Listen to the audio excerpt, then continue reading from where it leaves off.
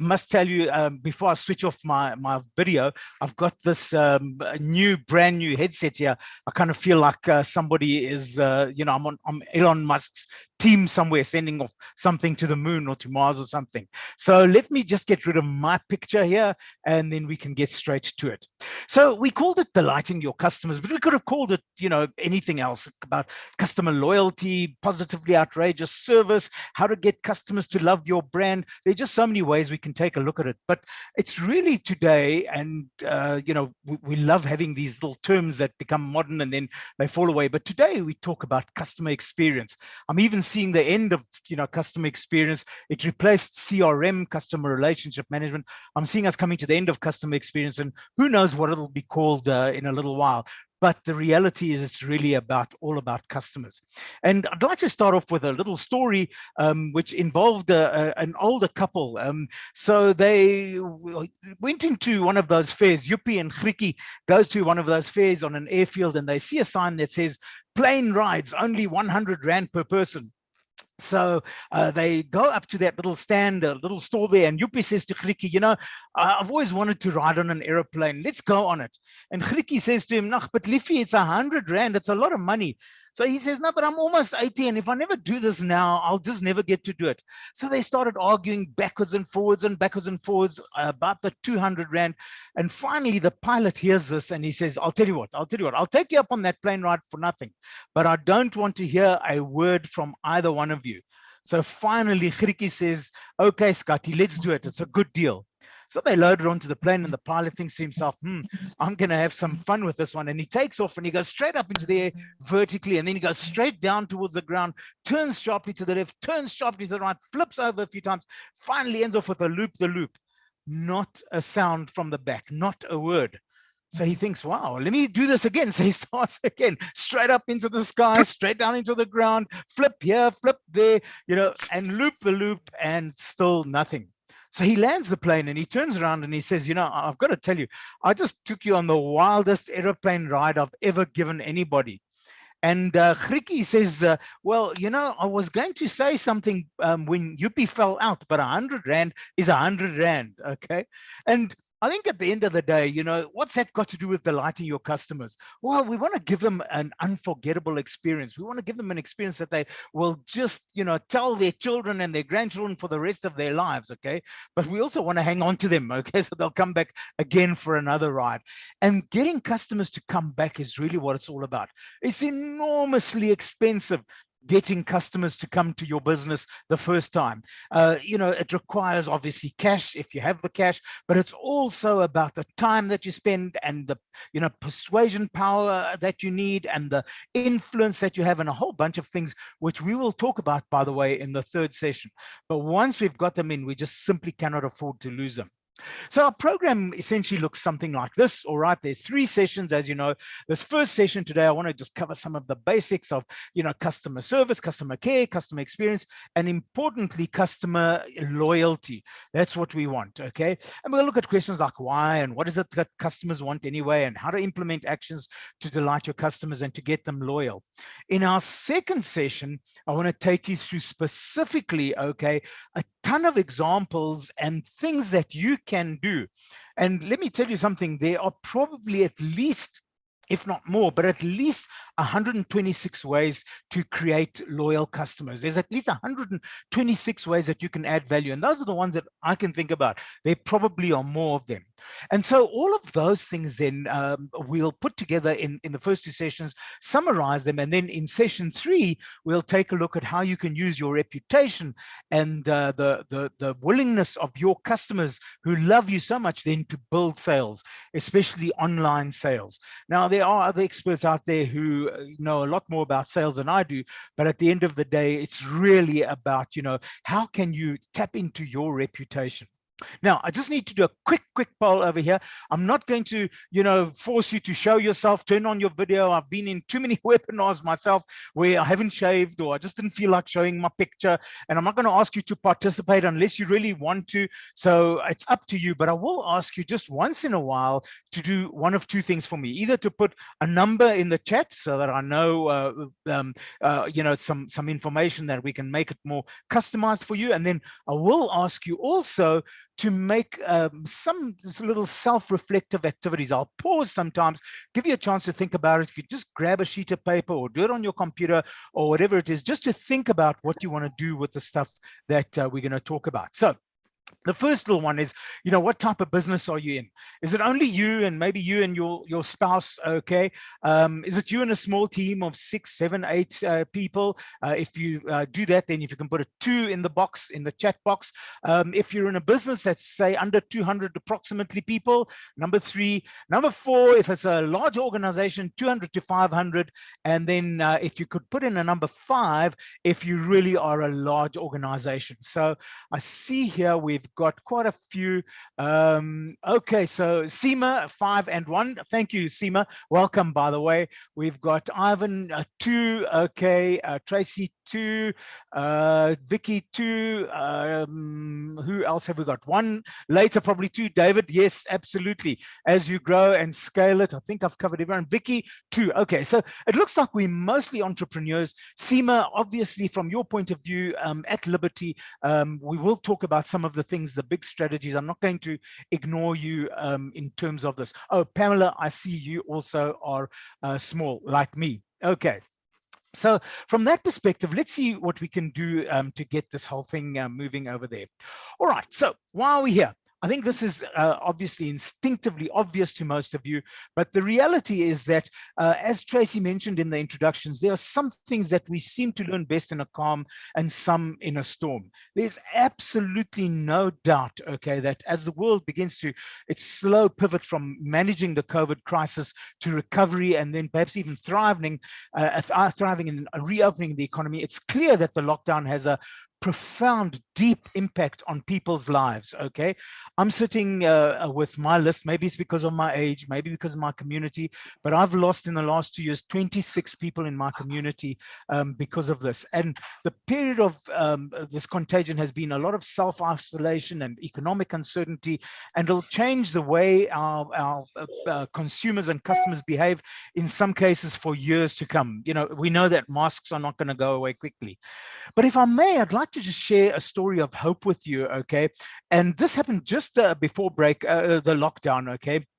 And it is something that I grasped onto to help me to remember that there still are good people out in the world. Oh, and by the way, I need to mention in terms of that previous slide, let's just quickly go to it, that what we have found, generally speaking, around the world is that consumers, while they were willing at the beginning to give companies a chance to adapt and to adjust, they were very understanding, very empathetic of what it was like for employees. Now, 2 years down the road, we are finding that customer satisfaction levels have dropped right down into the dungeon. We have found that businesses have not been coming to the party. Many businesses, some have, and we'll talk about them. Liberty, in fact, is one of the examples I'd like to share with you. But in reality, okay, there are other businesses that have, sort of gone into their shell and said, well, we need to make money, and it's going to be, the customer is not our problem anymore. And that's been quite cruel, and customers are going to make those businesses pay a high price already. Okay. So I'm lucky enough to be invited to Kuala Lumpur to do a conference in a marketing association for hotel groups. And I happen to be staying in an incredible hotel called the Shangri-La Hotel. Absolutely stunning. And I couldn't believe how cheap it was to stay in this 5-star hotel. So beautiful reception area. Obviously, all the areas where the public were just so striking and absolutely stunning. This was the passage into my room. It was like walking into a palace. And then my room itself, even though this was kind of taken with one of those, pan-eye cameras, it was really a large room. It wasn't those pokey little shoeboxes that you get in London. This was a decent sized room, and it wasn't an upgrade. This is what most of the standard grade rooms looked like. When I went down for breakfast, it was just funky and bright and got you in a good mood first thing in the morning, okay, and just absolutely stunning. And then what happened, okay, is that you had a place with serious Wi-Fi where you could sit and meet with colleagues and so on and chat to delegates. It was just absolutely stunning. But on my final day, I was there for 5 days. The conference went incredibly well. And on my final day, wake up in the morning, go down to breakfast, and I'm due to leave for Johannesburg around lunchtime. So I've got some time to spare. Didn't have time to do too much sightseeing, but what I did was, as I'm busy having breakfast, I dropped my glasses, and I don't know what I was thinking. I kind of broke them right in the middle, okay? And I'm blind without my glasses, I have to tell you. I just simply can't see, okay? And what happens is that I'm trying to now put these things together, and they're just not, it's broken at the worst possible spot. And, you know, I'm struggling to get things going, but I'm now also embarrassed because, you know, I'm imagining that everybody's looking at me. Anyway, the young waiter comes along to take my order, and he notices this mainly because I've got the menu right up to my face, you know, sort of about 10 centimeters from my nose, and I'm trying to read what it is that I actually want. And he said to me, "Is everything okay, sir?" I said, "Yeah, well, you know, I just broke my glasses over here, and I'm gonna get to Johannesburg. I'll get them fixed over there, but it's just, you know, stressful for me." And I could see that he was troubled by this. I placed my order. He brings the breakfast. "Do you need any help? Is there anything I can do? Can I cut your food for you?" I said, "No, don't worry, it's fine. I'll be all right." And he disappears. Off he goes. And as I'm finishing off, he said to me, "Do you have a few minutes to spare?" I said, "Well, yeah, you know, I'm packed up. I'm ready to go. I only need to leave here at around lunchtime." He said, "Can I take you to the optometrist?" Okay, he says, "Just down the road, and he'll be able to help you over there." So I thought, wow, he didn't have to do that. He's a waiter.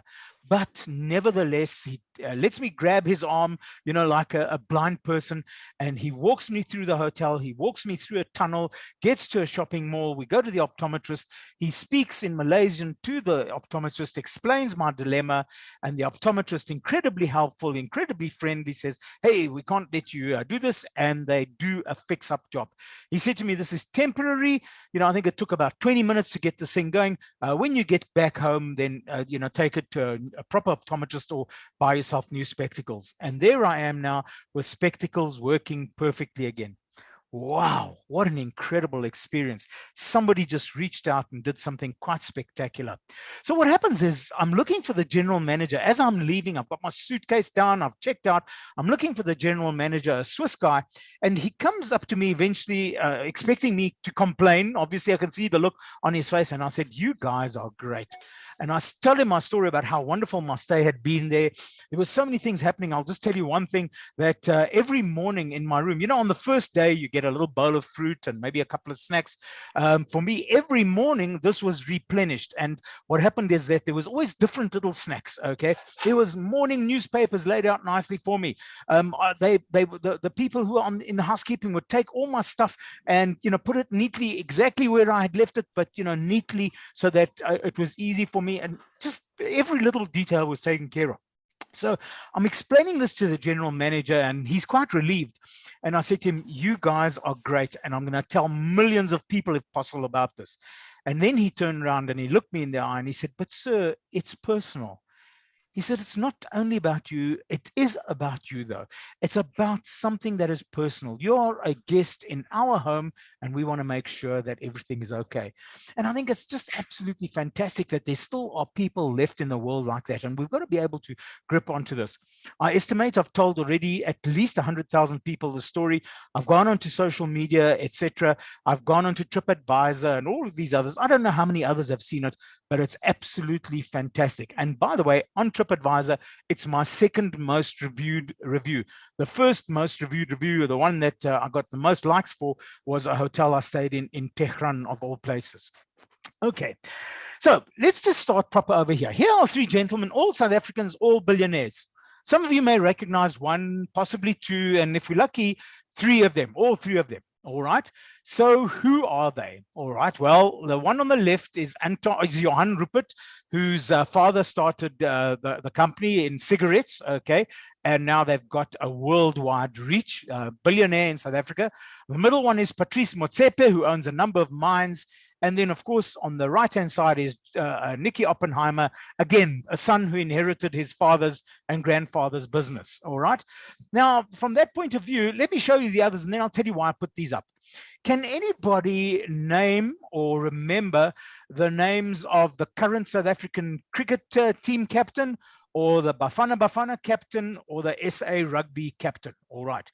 Now, most people are able to do, or most men in particular are able to do one of the three, but I can tell you that all three are impossible. And then if I said to you, and who are the coaches, the current coaches of these teams, that's when people inevitably just throw up their arms and say, well, I don't know, I can't remember. Here's another good example. Who is the current Miss South Africa? Who was Miss South Africa last year? Who was the Miss South Africa of 2020? The Miss South Africa of 2020 is probably long forgotten, okay? Some of you may remember the current one, okay, who, as you know, was quite controversial. Who were the last three winners of Pop Idol's competition? All right. I don't know. To tell you the truth, I don't really care. Okay. There are at least 19 South Africans who have won an Academy Award. Can you name 5 of them? We all know Charlize Theron, okay, and we can all remember her, but there actually are 19 people, not all actors and actresses. Some have won for music. Lady Smith, Black Mambazo have won twice. We have got all sorts of screenplays, best documentaries. So we really are doing quite well as a country in terms of that. But, to try and name even 5 is impossible. And then, of course, in 1969, from 69 to 1972, 12 American men walked on the surface of the moon. And we all know who the first 2 were, Neil Armstrong and Buzz Aldrin, or as my young son used to say, Buzz Lightyear. But who was number 3? Who was number 4? Who was number 12? Who was the last man on the moon? These were all people who at some point in their lives were incredibly famous. They did some incredible things, and yet we cannot remember them. They were celebrities for their 15 minutes. All right. Now, I'm not suggesting that all rich, wealthy, powerful people are bad. Here are a few of my heroes, and they use their power and their wealth and their influence to do good in the world. Our own Madiba, Oprah, and all the rest of them, okay? But every day, you and I have this amazing privilege, okay? We have an opportunity to make a difference in other people's lives. So if I said to you, so who are the people in your life, okay, who, for example, taught you the most important stuff that you know? Maybe they won't be famous. They'll be famous for you, but nobody else on this webinar will know who they are. Maybe they were the people who helped you through the toughest times in your life. Perhaps they are the people that you would actually trust with your life, or at least to accompany your spouse to the other side of the country, okay? And who are the people that you just love being with because they just make you laugh a lot? They bring a smile to your face. So, I mean, these are people who are not world famous. They never will be, but they made a difference to you. And that's why I said, you and I have this incredible privilege of and opportunity to do something spectacular for other people around us. Apart from anything else, it helps us sleep better at night. We bought our house a long time ago, but on the 15th anniversary of our house, the lady who sold us the house 15 years later was still in the neighborhood. Her name was Sabra, and what happened is she sent us a little card in a little pot, a tiny little pot, a little violet in a pot, and she said, happy anniversary in your new home, in inverted commas, new home. And what happened is we thought, gee, we didn't realize we'd been here for 15 years. Now, timing was, of course, brilliant, okay, because we obviously at that stage had grown the family and we were saying, well, should we move? Should we not? So she might have got something, some business out of it. But in reality, it was just something nice. She didn't have to do it, and she didn't have to do it 15 years later, and nobody would have known anything different. But there it was. I showed off about my brand new what do they call these things? Loudspeakers and speaker, which I ordered recently online. And what happened is when it eventually arrived a few days ago in a nice little box, it was all tidy up. As I opened the box, oh, and by the way, the box had, all little sayings on the outside, inspirational little sayings. And then when I actually opened the box, there was a beautiful note on the top. And on top of the note, there was a little lollipop, a little 15 cents lollipop, okay? And the note said, hey, thank you so much for your order, really appreciate it, and here's something to just sweeten your experience a little bit. It was really nice. And then I took all the stuff out and took it out the plastic bags and unfurled it, and I wanted to try it. And when I get to the bottom of the box, the thing that I loved the most is there was a little saying there printed on the bottom. It said, are you checking out my bottom? Now, I'm a typical male, okay? I just loved that, okay? It was just something that just made it, just brought a little smile to my face. It's really not a hard thing to do.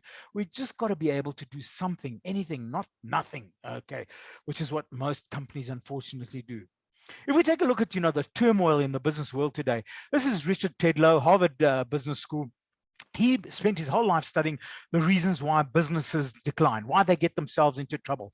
And, after 35 years in this career, he really came to the conclusion that it comes to their customers. They decline because either their customers leave them or they leave their customers. And when we talk about customers leaving them, customers leave them for the same reasons you and I leave a business, because we didn't feel appreciated, because we felt there was a bad experience, because we felt ripped off, there was no value for money, something else better came along. So customers leave in their droves, more than you might imagine, okay? But what about businesses who leave their customers? These are the businesses who, decide that they're going to go off in some particular direction. And then what happens is the customers aren't prepared to follow them. And so, for example, one of the biggest classic mistakes was IBM. IBM decided that they weren't going to become, part of the PC world. And yet all the signs were there that people were moving away from mainframes. And it took a guy from American Express, a guy by the name of Lou Gerstner, whose book, by the way, Teaching Elephants to Dance, okay? No, sorry, Who Says Elephants Can't Dance is the title of the book. But in the book, he talks about how he brought IBM back from the brink of bankruptcy. And what he did was he actually said to them, listen, I don't care about machines, but I do care about customers. And from now on, we're going to focus on customers.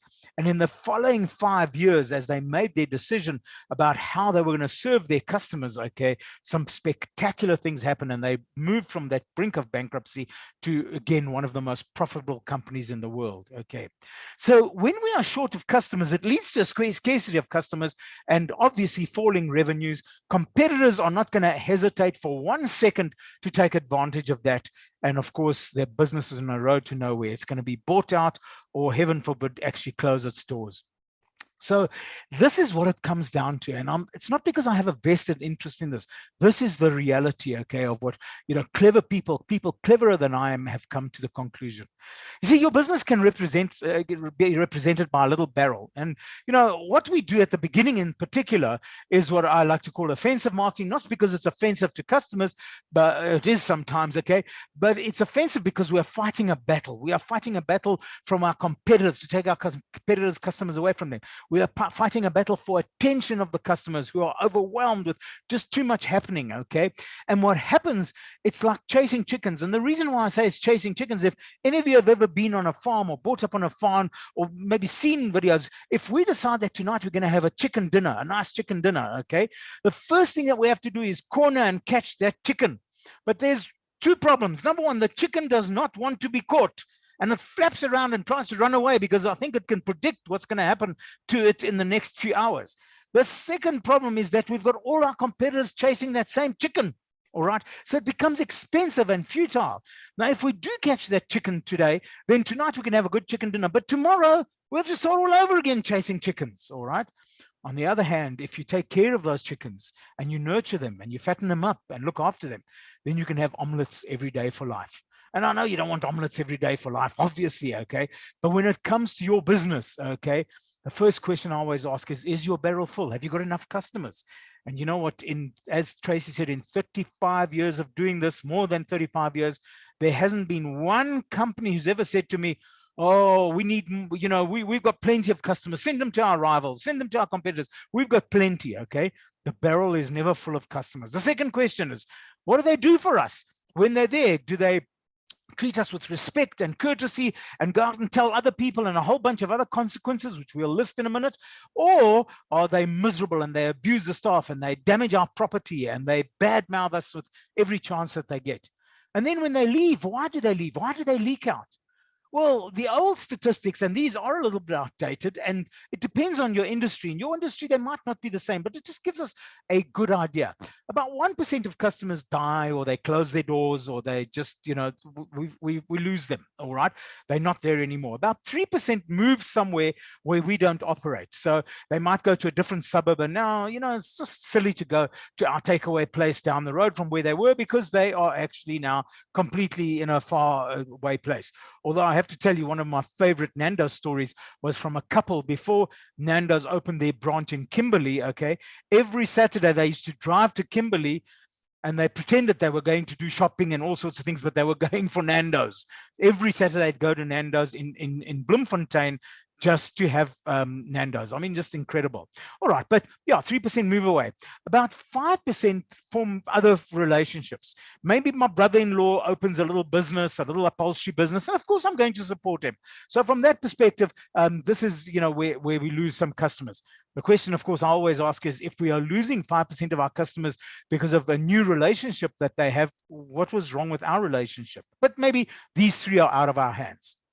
And then 9% of customers leave because of price and other competitive factors. But competitive factors usually means they got a better deal somewhere else, either with the same money, they got more value, or for what they are getting from us now, they found cheaper somewhere else. And in times like these, I have a feeling that that 9% figure is probably much higher, all right? But the reality is, yes, it does play a role. The value that customers get plays a role. But what gives me hope, and what should give you hope, is that it's also about the perception of value. We will talk about the perception of value in the second session, but it's, you know, do they perceive that they're getting good value for money? And if you take a look at your shoes now, if you take a look at the car that's in your driveway, if you take a look at the clothes, perhaps even the home that you live in, you didn't go and get the cheapest. What you did is you got the maximum you could afford, okay? And so most customers don't just buy something just because it's cheap. They go for something that they can actually afford. And sometimes they can't even afford it, but they make sacrifices to get it because it's worthwhile. It solves my problem. It takes me to a place where I want to be. And then, of course, 14% of our customers leave because of unhappiness. They were, you know, unhappy, disappointed, dissatisfied with something that happened. Absolutely unforgivable. Now, am I being unreasonable when I say unforgivable? No, because the reality is that, of course, we mess up. I mess up on a regular basis. At least 3 or 4 times a year, I mess up with my clients, and I'm supposed to be an example of this. But what I'm talking about over here is how you respond to that negativity, okay? The sad factor of the matter is that most customers who do have a sense of unhappiness just don't tell you because they're embarrassed. They don't want to embarrass you. They don't want somebody to lose their job. They, you know, just shy. They don't want to make trouble. But the few who do give you an opportunity to turn them around. And what happens is, we know, for example, that even the more loyal than your typical delighted customer are the ex-unhappies who actually said, wow, I didn't expect such an overreaction to my problem, and it builds confidence and reassurance in your business, okay? And that's why I say it's 14% of customers is unforgivable. And what happens is those few who do complain give you a chance to check it out with other customers. So the customers who didn't complain, you can be proactive and say to others, hey, did you experience the same disappointment? Did something actually happen to you? And sometimes in our organizations, we know this. My wife bought a really, you know, nice pair of shoes recently from a big, expensive retailer who will remain nameless. And what happens, okay, is after 2 wearings, okay, the heels came off on both shoes. And when she took them back, they said, no, but it's wear and tear. It's normal wear and tear. And she said, after 2 times, look at this. Here's my slip. My slip says that I bought these in November. Now it's January, February. I mean, what do you mean it's wear and tear? Okay. And they just refused to budge over there. But then one of the young junior employees, probably one of the most underpaid employees, said to her, you know, we've seen the same problem on the same pair of shoes a few times now, okay? And so from that perspective, that just made it like, you know, what were they thinking, these people, by rejecting this claim, all right? This is how companies lose customers. And this particular business that I'm talking about has lost customers wholesale in the last few years. And then finally, 2/3 of customers don't know why they leave. This is the scariest one of the lot. I'm going to call them mercenary customers. And in fact, that figure of 68% might go up to 70, 80, maybe even 90%. 2/3 of customers, when you actually say to them, but why did you leave? They say, I don't know. But were you unhappy in some way? Did something go wrong? No, everything was fine. And was it too expensive? Did you feel ripped off? No, everything was okay. But did you move away? What happened? I don't know. But when you probe deeper, you hear them saying things like, we just got a bit bored with the place, you know, just wanted to try something new. Or alternatively, they say, you know, I've been a customer there for 17 years, and, you know, they don't even remember my name. They don't even say, nice to see you again. I have this problem with my bank. I've been a customer of my bank. I'm 64 now. When I was 8 years old, my dad took me to the bank and opened up a little savings account for me. They gave me a little money box as well with my little savings book. I've been a customer of that bank now for 58 years. Or 50, what is it, 56, whatever, do the sums, okay? And in all that time, the only time I ever hear from a bank manager is if I've gone into overdraft. It's not good enough. They know my birthday. They know how old my children are. They know where I travel. They know more about me than I know myself. They can just look there and find out information and be a little bit more proactive. And so it won't surprise you to hear that all my business accounts are with another bank. And in fact, if it wasn't so much trouble, I would probably close my account with my original bank, which is one of the big four, and go to somebody like Kalliatakis, where I'm hearing the most amazing stories. So once we've got them inside, okay, we got to stop breaking their hearts. We got to show them that we love them, and we got to be able to get them to love us as well. And that's not hard. It costs a 15-cent lollipop. If I've ever got any other electronics to ever order, guess where I'm going to go first, okay? And I don't care about what the price is. So once we've got them inside, we need to defend. The key question should be, why should they stay? So the business world is in utter turmoil today. And, you know, some of the large organizations haven't understood that the world has changed dramatically, not only in the last 2 years, okay, but in the last couple of decades, all right, with the Generation Z and the various other generations have come in who have said, hey, I'm unhappy with the way you do things over here. But the companies have not changed, all right? And they forget about, innovation. They're not even sure how to keep up with what's been going on. There's a classic survey that was published recently, and it's been repeated a few times.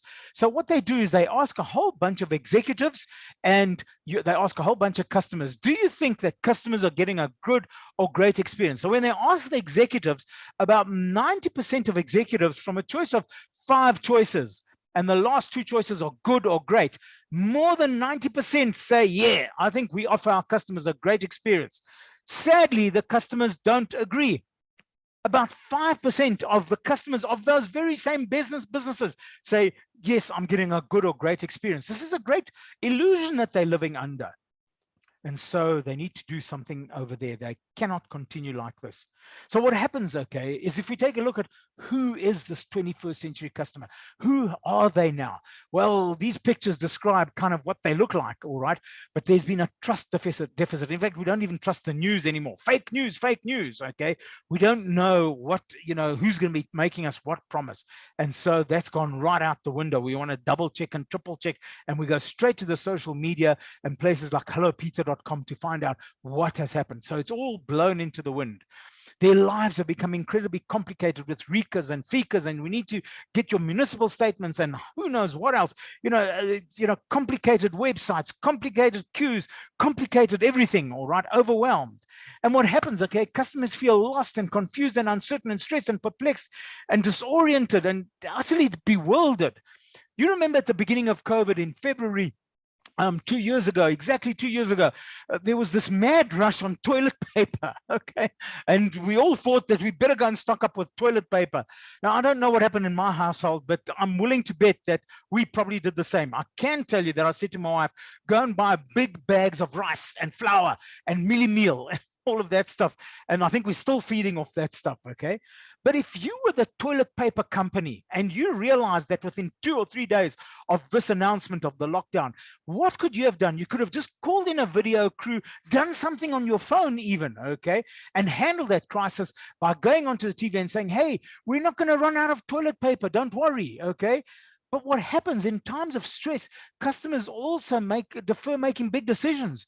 And what has happened is for so many other businesses who maybe were not like the toilet paper business able to keep up, but there were other businesses who were unable to see that customers are not spending anymore. They could see it in the bottom line, but they couldn't respond to it to say, hey, listen, this is how we want to help you. And so from that perspective, I've got a few stories I'd like to tell you in terms of that, and we'll throw them in as we go along, okay? So can you help them to make those decisions or support them? For example, people are avoiding urgent medical procedures, all right, because they don't want to go to hospital or even to the doctor's rooms. I am due for a hip replacement. I've been wanting to do this now for about 4 years, all right? But there's definitely no ways I'm going to go out now and actually do my hip replacement, okay? And I'll be older when I do finally feel safe in hospitals, but I'm thinking I'm going to get COVID, I'm going to die, okay? And that's in spite of 3 vaccinations and everything. We are irrational. I'm completely irrational when it comes to my health, okay? My son's school, Saheti School, okay, were one step ahead of us. They immediately drew up a letter and said, we know some of our parents are well off, but we know some of you make a big sacrifice over here to pay this, okay? We have now dipped into our savings, and Saheti School have got a big emergency fund. And what happened is they wrote a letter proactively within a month of lockdown to parents saying, hey, if you need help, write to us, okay?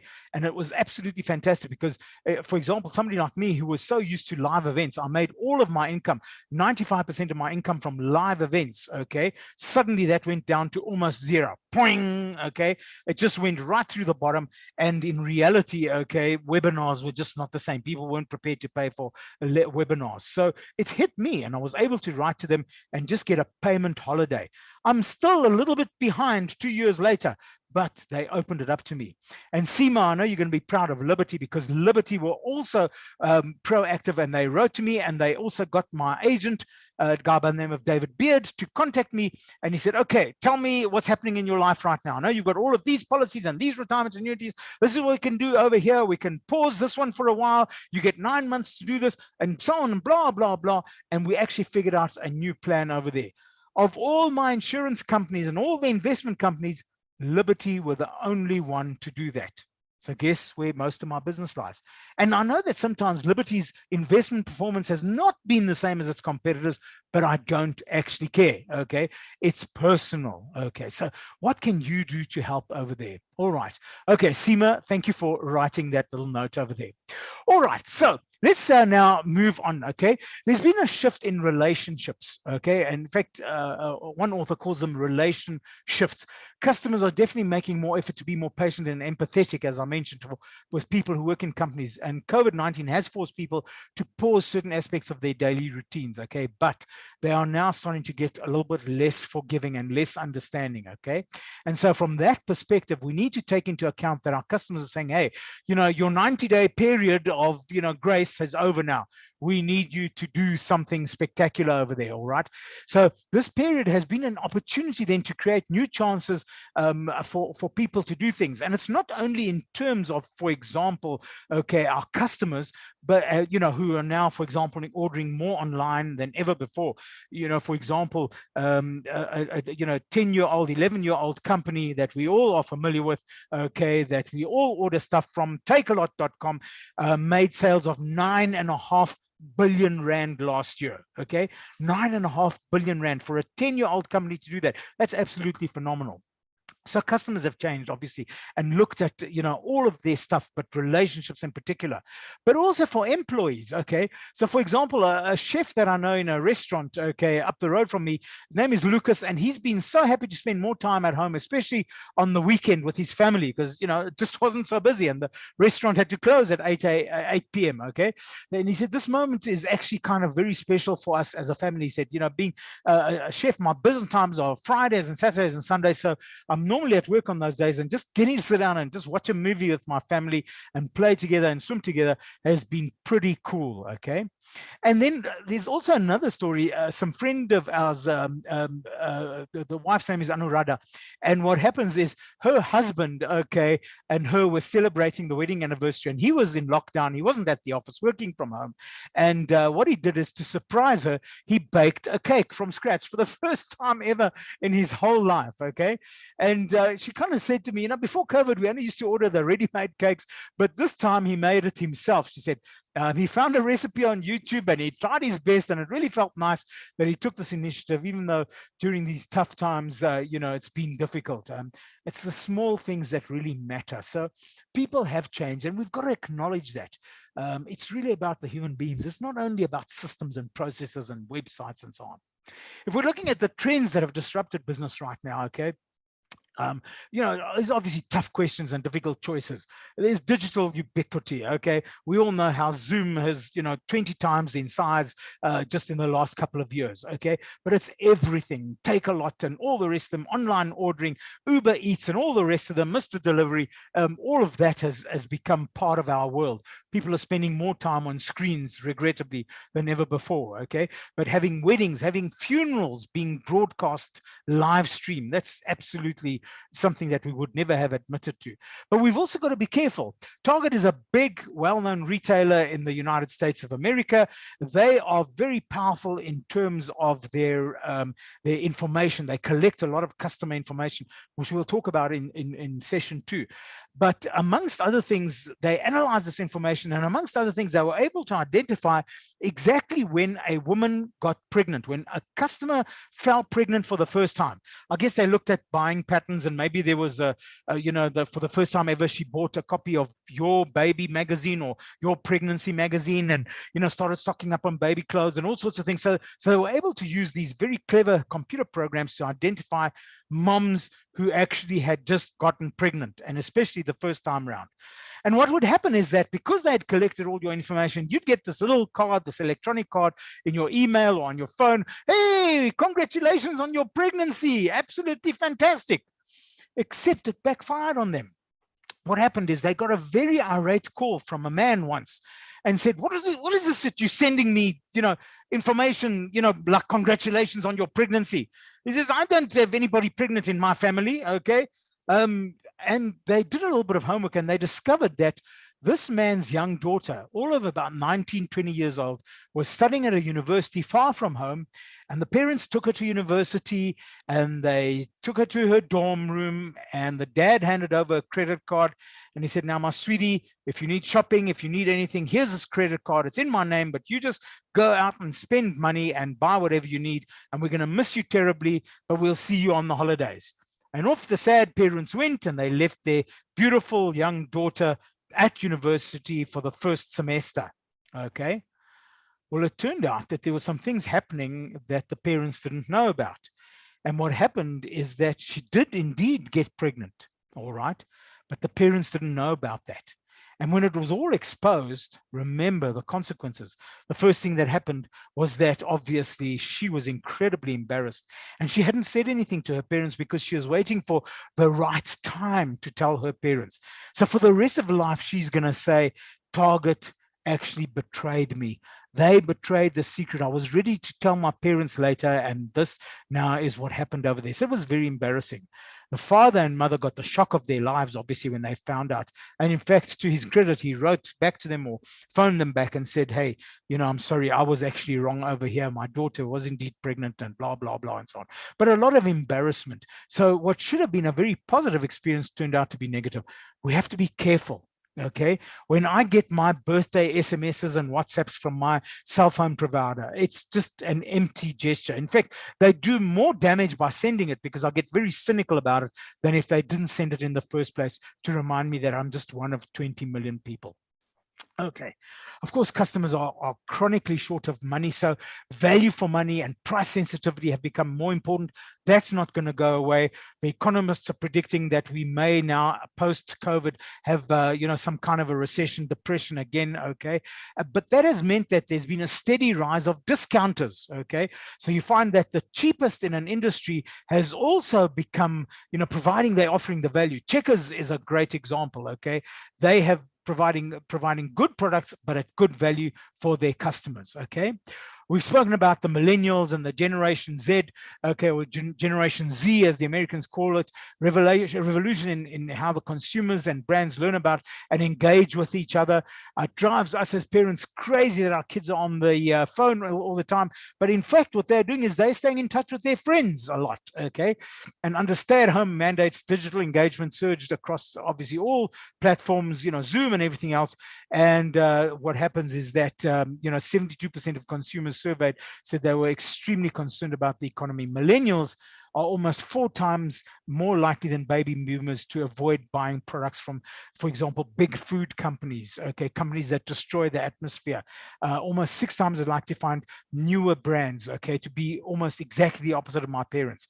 And so it requires a lot of innovation. This is where, for particularly small businesses, we can make a big difference. I have to tell you, at the age of 64, I really struggle to get in the minds of younger people. But hey, I've got an 18-year-old and a 12-year-old at home. It's really not that difficult. And I take a look at their music, and I might think the music is absolute rubbish, And it probably is, but this is what they are listening to. This is what they are getting onto. This is what they like to see. My kid, my 12-year-old, ran home from school the other day, ran from home from the car, and he said, Dad, I'm just going to give you a quick kiss, and but I've got to go to my room. And he got straight onto YouTube, and he watched a concert that was being performed by a group that was on a gaming platform.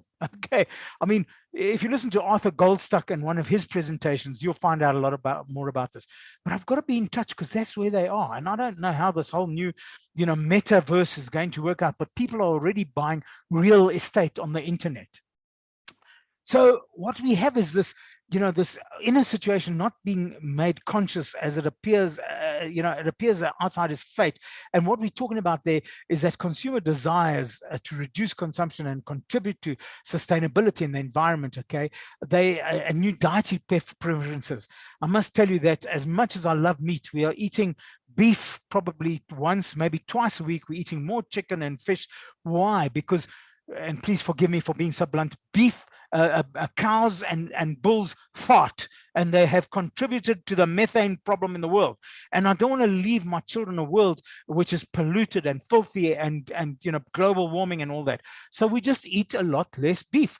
Chicken and fish is a lot less, environmentally unfriendly over there. So conscious living is what it's all about. It's about what is, being happy and healthy at the same time mean, okay? And people are becoming less forgiving of companies that are using this as an opportunity to make a quick buck over there. All right. And this is what gives you and me hope, okay? Small brands have seen high growth, growing 4 times faster than large brands. These are statistics. This is research. Although they struggled with the availability and execution, okay, now small brands have said, hey, if I get this out over here, and I can use somebody else to help me over here, use a delivery company, then I can also be small but mighty, like the business that is actually happening. I see, Tracy, you said that Arthur Goldstuck's presentation on the 31st of March, absolutely brilliant. I would recommend highly that you listen to Arthur because he talks about these things. All right, okay. But that doesn't mean that there's no space for the huge brands, okay? We have seen particularly the huge brands like Amazon and Alibaba and Shopify and Etsy and Takealot, okay? They are the ones who have been online, and they have created an incredible market, and they've accounted for most of the growth of the huge brands, all right? So we're not saying that if you're a large company, there's no hope for you. What we are suggesting is that in reality, we have the situation where as long as you are with your customers, they will, be happy to follow you rather than, leave you behind over there. Just give me a second, folks, please. Sorry about that. I'm talking too much. And of course, we are all overwhelmed as consumers with just far too much information, too much complexity. Anything that can simplify their lives, we're going to talk about that in a few minutes' time, is going to be advantageous, okay? If it's literally the one click to success, they're going to go for it. But too much complexity and too many marketing and sales offers, too much bureaucracy, too much paperwork, too many rules and conditions, too much bad news and risk, too much stuff, that actually creates chaos in our lives. And of course, it's overwhelming for many consumers, and they will reward the businesses who actually make their lives simpler, okay? As I always like to say, and I read this, it's not my original work, I read this in a book, you may not be interested in chaos, but chaos is certainly interested in you. And so what happens is we need to make it as simple as possible for our customers. All right, but at the same time as being, just bombarded with this information and bombarded with complexity, consumers are also bored, okay? And what happens is that they just have had enough of, the same old. They're saying, hey, man, just do something different. I'm sick and tired of the same old. And all in a world which is more connected than ever before in human history.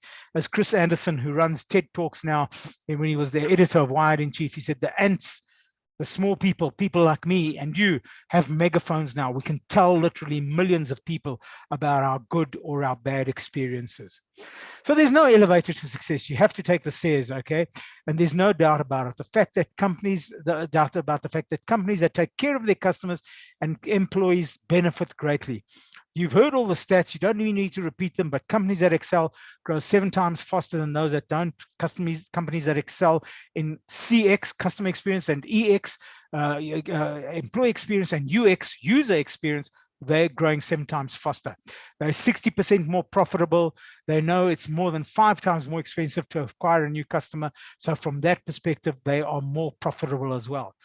And think about how people have changed. Customers are cleverer, savvier than ever before in terms of what they expect from their brands.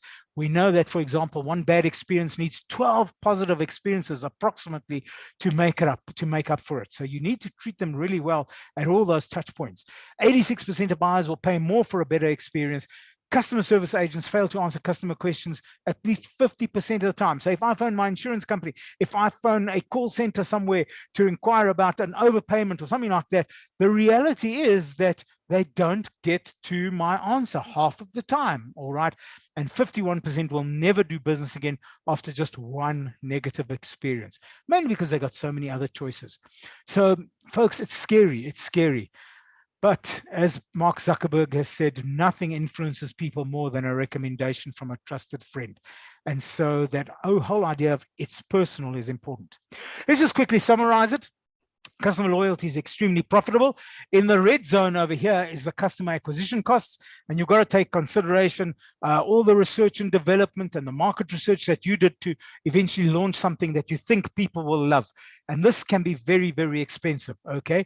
Not only that, but your competitors might copy it almost immediately. We've got product and service development, and then a launch event that can be experienced. Advertising and promotion and buying ads on Google and Facebook and LinkedIn and everywhere else, that can be an expensive exercise, but you've got to let people aware, make them aware and interested in buying what you have to sell. And then getting new customers on board. It's more complicated in some organizations, such as, for example, an insurance company where they have to do credit checks and they have to, ask you a bunch of questions, put you onto the computer. So acquisition costs can be quite high. And then for a few years, and so it goes year 1, 2, 3, 4, 5, and so on, you can add some kind of a base profit, okay, to what you do, usually somewhere around 5 to 10% after tax, depending on your industry. And that base profit then will help you to recover some of those acquisition costs. Sometimes it takes a year or two before that customer becomes profitable. But if you now start looking at the benefits to your business that accrue from the fact that you can charge a price premium, okay, if your customers are happy, if they are delighted, and that's my alarm to tell me we're halfway. So I'm going to just do that, and I'm going to give you a bit of a break in a minute. But a price premium, okay, if they love what you do. Lots of evidence of that. If they refer you, that means you don't have to pay for advertising and promotions. So referrals, recommendations, testimony, that is powerful. You get increased sales from cross sales, from upsells, from upgrades, all of those things where they not only come to you more often, but give you a chance to sell them more stuff, but also bring in all their friends. The cost to serve them goes down because as you get to know them better, you don't have to keep replacing them with new customers that obviously from your point of view are more difficult to learn from. That initial process of all the buyer's remorse and all that. So the cost to serve of a customer who's remained with your business for a longer period of time just go right down. And of course, your marketing costs right down. And folks, I'm not exaggerating when I write this, okay, but after year 2, 3, 4, 5, and so on, those big ones are the ones which make you more profitable. That's where the profitability comes from. In fact, you can start playing with your base profit if you wanted to, okay, because your benefits come from all of these other things. That's what the benefit is to your bottom line. But it's not only about the company, okay?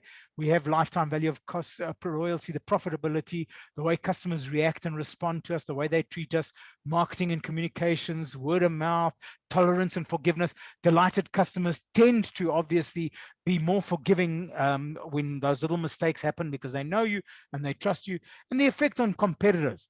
But what about you? And what about the people who work for you? Company security gives job stability. And I don't want to go down the road of retrenchments and all that, but it does make a difference, okay? Obviously, we create the financial reward. And I know that in companies where the company's doing well, the directors get very generous with increases and bonuses and so on. But it's also about other recognition. It gives us a chance to, go away for a nice weekend away and so on. A pleasant work environment, no finger pointing, no demoralization, no, whose fault was this, no customer complaints to deal with, and better work relationships as we work together as a team. growth opportunities, career advancement. Your business might be 1 or 2 people now, or 5 or 10 people now, but imagine when there's 100 people, when there's 500 people, you know, the people who actually work there are the ones who are probably going to run the business in the future. Okay, and then if nothing else, it gives us a sense of pride from reaching out. Okay, so is there any hope for your business? Of course there is, otherwise I wouldn't be here. Okay, and that's where we'll start with the what, the how to. We've covered the why question. I've covered it in quite a lot of detail, but the reality is that the how is what you're most interested in, all right? So if you understand the why, you are more likely to be able to do the how. All right, and we've touched on a few stories. I want to share with you some little models, give you an activity to do as well. So let's just take just a couple of minutes now, because I've been talking too much. I'm tired of the sound of my voice. Literally just 2 minutes just to have a break, get the kettle boiling if you need to, grab a bottle of water in my case, and I will see you in 2 minutes time, and we will then continue with the what and the how process. Okay, in the meantime, if you'd like to put some questions in the chat, it'll be great. And maybe we can take a look at answering them as soon as we come back. Okay, folks, so just 2 minutes to go, and then we will start again.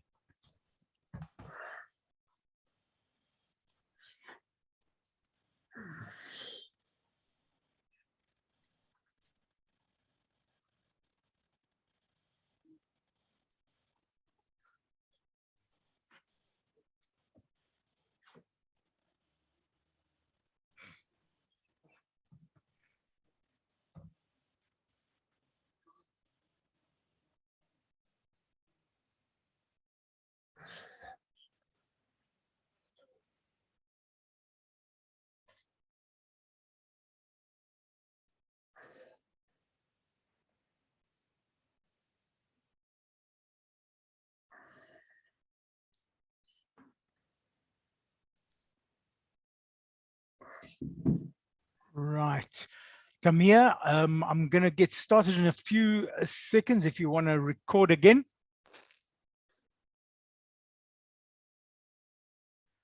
Brilliant. Okay. Hope you enjoyed that. I naively thought that maybe 2 minutes was enough for a cup of coffee, but no, probably not. Okay, so let's carry on over here. And now we want to move on to the what and how. But just to summarize this first session, okay, customers and citizens all over the world are pretty miserable, fierce competition, obviously inability to differentiate our offers. We seem to have the same as everybody else, and that's something that can be worked on, particularly if you obviously are dealing with perceptions of customers. But if you take care of them and you give them amazing experiences, you've really got it made. So that's really what it's all about. Now we need to take a look at what it is that customers want and how you can actually do whatever it takes to create these unbelievable experiences for your customers. This is the title of a book by Jean Bliss, a really lovely little book. And she talks about, the title of the book is I Love You More Than I Love My Dog, kind of thing. And what happens is that in this process, she actually talks about, the kinds of feedback that customers give when they actually have had these positive, amazing experiences. Okay, so how is it that you can make your brand impossible to resist? Your personal brand, which is obviously there's some autumn presentations on that as well, but also the brand of your business. And so let's talk a little bit about customer loyalty then. So I want to start off by putting up this beautiful picture of some beautiful broccoli, which we all love, of course, particularly children. Okay, broccoli is not as nice as ice cream. Okay, and you need to get a reward to eat them. And what parents often do to their children, they say, if you finish your broccoli, I'll give you some ice cream over there. But what happens inevitably in companies, we think we should be doing the same. And whether it's with kids or with adults or employees or customers, we tend to default to the carrot and stick, okay, the rewards and the punishments. And I think from that perspective, that's just the wrong approach. We need to move out of that. They're very powerful in the short term, and they work. Rewards in particular work very powerfully in the short term. Punishments are even more instantaneous, but they often tend to undermine what we set out to achieve, all right? And what happens is that many customers actually are able to game the system. They then learn what it is they can do to get more points. So for example, when it comes to something like e-bucks, which is the First National Bank offer, I know a couple who have linked their e-bucks to their credit cards, and they spend everything that they spend during the month goes on to e-bucks. And what happens is that FNB then has to pay them to fill up their tanks with petrol. So they're getting a ton of free petrol because they're putting all their telephone accounts, whenever they buy anything, they do their grocery shopping, just onto one e-bucks account over there. All right, so it's powerful. But when I said to that couple, and if FNB now stops e-bucks, will you carry on with them? Of course not. We'll just find another one, is what they say. So that's the danger that we face with these so-called loyalty programs. All right, here's a familiar conversation. So the little boy goes up to mom. Mom, I'm hungry. Can I have a biscuit? Mom, no, you can have an apple. But Mom, I really want a biscuit. I really, really want it. No, what you really, really want is an apple. But Mom, I need a biscuit. No, my boy, you really need an apple. Same conversation with a granny. Grandma, can I have a biscuit? Sure, my boy, have two. You know what grandchildren are, of course. Okay, grandchildren are God's gift to you for not killing your own children. That's what it is. And grandparents have the luxury of doing this. But the point I'm making over here is that these are the things that make a big difference. How do you beat this? This story is told by Earl Sasser and was told to me by Professor Moira Clark at Henley University. Okay, and Earl Sasser, as you can see, worked at Harvard Business School. He wrote a book, one of the first books ever on customer experience, called The Service Profit Chain. He was one of the first researchers with his colleagues to actually make a link between the way customers are treated and the profitability of the company. So for all his life, he was a loyal BMW driver. He just loved his BMW. He loved the look of it, the performance. He loved the way it made him feel. And of course, he just thought this was the best thing since sliced bread. And so every 3 years, he would replace his BMW with another BMW. And he got obviously to the point where he had already, had about a dozen odd BMWs. And then one day later in his life, he takes his BMW in for a service. When he gets home that evening, the lighter is missing. So that little lighter that you push down to light cigarettes, gone. So, of course, he immediately gets on the phone and the security answers and said, sorry, everybody's gone home. You'll have to phone tomorrow morning. And this is where his mind starts getting active. Oh, no. Now, of course, this thing has disappeared. It's probably going to cost me a fortune to replace. I'll probably have to sue them. And it's their fault. Why can't people just leave things that the way it's supposed to? So the whole night, he's sitting there worrying about this. And he's just ready the next morning to take them on. So the next morning, he phones BMW and he says to them, listen, when I brought my car in yesterday, the cigarette lighter was intact. And when I got home yesterday evening, it was gone. What are you going to do about it? So the service manager says, sir, please calm down. We will make a plan over here. I'm very busy right now. It's 7:30 in the morning, but just give me a couple of hours and I promise you, I will phone you back. I'll look around and see if I can find it. And true to his word, within a couple of hours, the service manager phones him back and says, sir, I found it. I've put it into an envelope, and it's ready for you. Okay, I'm going to just leave it in the reception area. Next time you're in the area, just pop in and pick it up. So it was a moment of, whew, okay, oh, thank heavens, no fighting, no suing. Got my thing back. And he forgets about it. But he tells a story to his students, and he tells a story to his friends, and people say to him, BMW, they got nothing on Lexus. Lexus is the brand. If there's any company that has legendary service, it's Lexus. You should think about Lexus. They're the brand, not BMW. So he thinks to himself, well, this is my job. This is what I do for a living. I wonder what Lexus would do. So he phones them. He phones the service manager, says, look, I'm not really a customer of yours, but I want to just find out something. If I bought my car in for a service and I got home and I found the cigarette lighter missing, what would you do? So the Lexus manager turns around to him and says, well, that wouldn't happen around here, so definitely not. So the prof says to him, but okay, I understand, but why do you say it wouldn't happen around here? Okay. He said, well, sir, because the last thing that we do before we hand over the car to the customer every evening is our two most senior technicians working with a checklist. They go through the car and they make sure that we didn't change the radio station, that we didn't open the cubby hole, and that the cigarette lighter is there. Okay, so that's why we know for sure that your cigarette lighter won't be missing. Okay, that's quite impressive. He says, but tell me, let's just assume that you had a bad day. Let's say the one senior technician was on holiday, the other one was sick, and somehow the thing slipped through. What would you do? So what happens is the service manager says, so, well, without hesitation, he says, well, sir, what I would probably do is I'll immediately go to the parts department and I would bring you a lighter to your office, to your home, wherever you want. Okay, that's quite impressive. Now, it's not a case of, oh, well, you know, I just left it in the reception area next time you're here. He's saying, I will deliver it. He says, that's the least we can do. We've put you through this heartache, so the least we can do is bring it through to you. So he's impressed. He thinks, wow, this is really quite different, quite amazing. And he forgets about it, okay? Is he going to change brands because of that experience? Probably not. And the service manager knew that. And about 48 hours later, Earl Sasser gets this phone call. And the phone call goes something like this: sir, it's me, the service manager from Lexus again. And Earl Sasser says to him, oh, tell me what's going on over there. He says, well, sir, you know, I'm just going to be in your area in a couple of hours' time. Would you like me to go and pick up your lighter and bring it to your office? Now, how do you beat that? How do you actually beat that? He's now said, even though you're not a customer of mine, I want to help you. Here's a human being who's in trouble and I want to help you. And of course, BMW can do whatever they want after this, but they will always be second.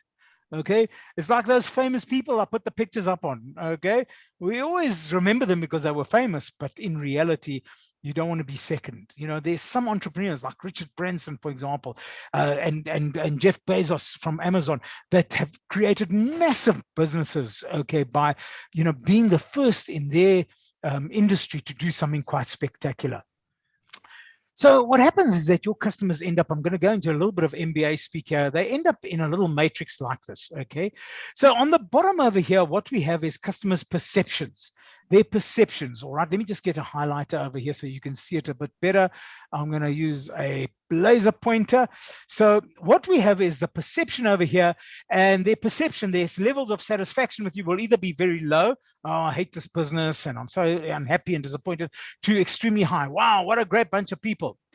But perceptions is not enough. We also have to look at their behavior.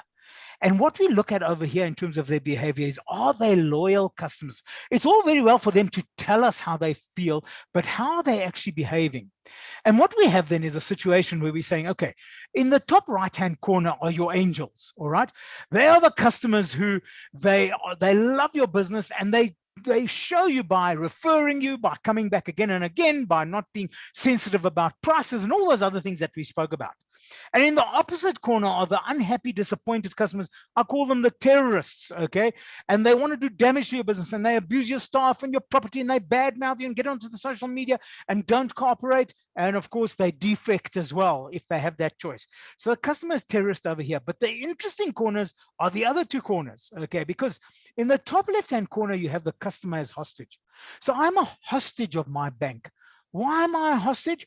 Because in reality, to change bank accounts is one of the hardest things in the world. When you look at closing your accounts, you've got to give up at least an hour and a half of your time. And if you want to start a new account with Capitec, once again, it's going to take you another hour to get that going. And you've got to take all the paperwork, etc., etc. So we are hostages over there.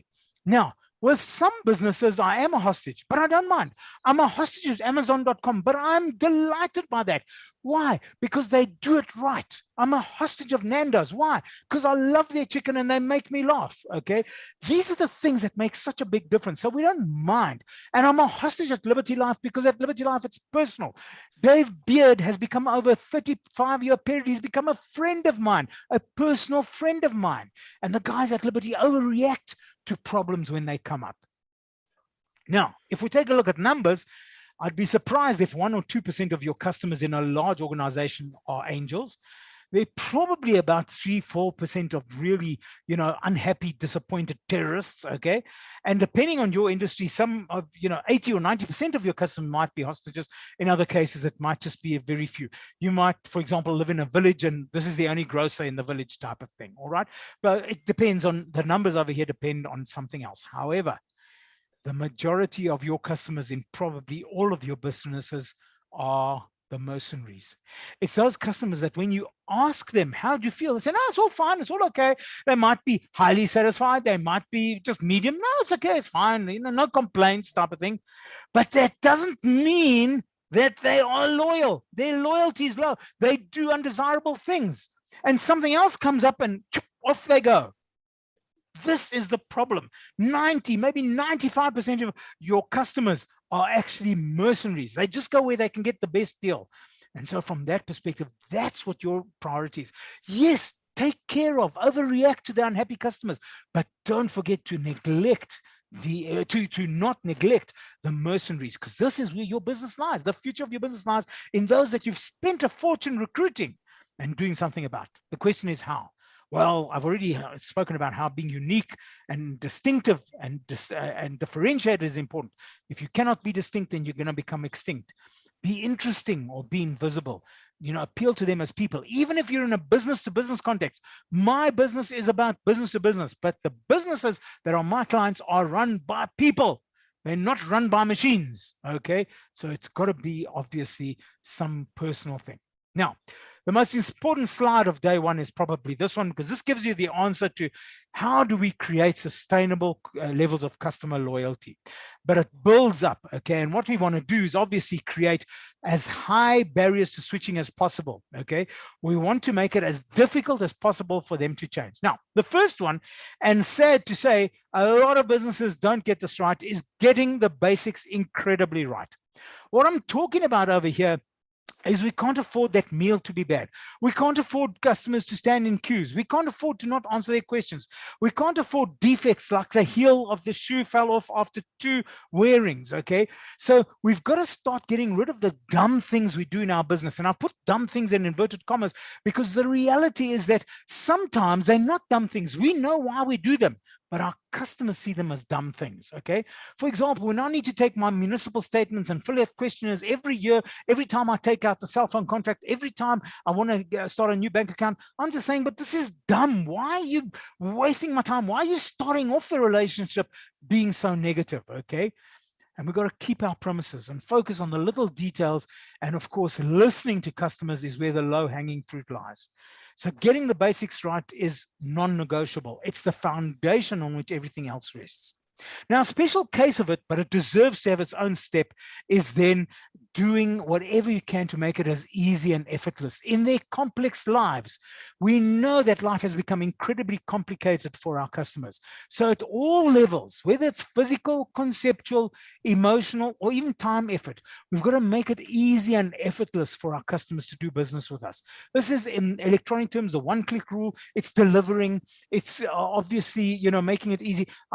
Now at my age, I'm 64. I'm starting to get the first effects of arthritis. I cannot open jars. If I buy a jar of pickles or mayonnaise or jam, I can't actually open it without help. And those little water bottles with that little blue cap on top, those are practically impossible. I always just give it to somebody young around me and say, please just open this for me, okay? It's physically hard. I'm dreading going back to traveling by plane again because Airports are physically hard. By the time you get to your final destination, you have probably walked somewhere around 1.5 to 2 kilometers from the parking lot to the airport, up and down, all the passages, getting to, through security, finding where your plane actually is, sitting down on the plane, doing the same in reverse on the other side, getting to your hired car. I mean, you've already done exercise, your exercise for the day. It's not even, 7 o'clock in the morning yet type of thing. All right. So we've got to make it physically as well as intellectually, conceptually easy, as well as emotionally, as well as time, effort easy. All right. We'll come back to those. And then the third one is you've got to give me evidence, okay, that I'm important as a customer. Put relationships first. Give customers evidence that you truly care, not just platitudes, okay? Touch their hearts. Now, I've mentioned Liberty a couple of times, and I must tell you, I worked at Liberty in my first job ever after university for a year. The guy who was running it then was a great, great man who passed away recently. His name is Donald Gordon. He was the supreme commander. But we knew from the first day we were at Liberty that customers are important, okay? And Liberty, of course, became successful. They're still not the biggest, but they became incredibly successful by focusing on relationships. But I remember a couple of years ago, Liberty hit a problem. There was a data breach, and there was, some dangerous information that potentially, it wasn't really, but potentially it was information that could have led to all sorts of disasters. I get an SMS on my phone at about 8:30 on the night when it actually happened. And it said, hey, we are from Liberty. We just want to let you know, there seems to be a data breach. We're not quite sure what it is, but we're going to keep you informed. And true to their word, every couple of hours, except in the middle of the night, of course, but every couple of hours, there was an update saying, hey, this is what's happened. And then, of course, there were the letters and the emails and so on. It was communication at its best. They said, hey, we understand that you must be worried about whether your personal information has been compromised.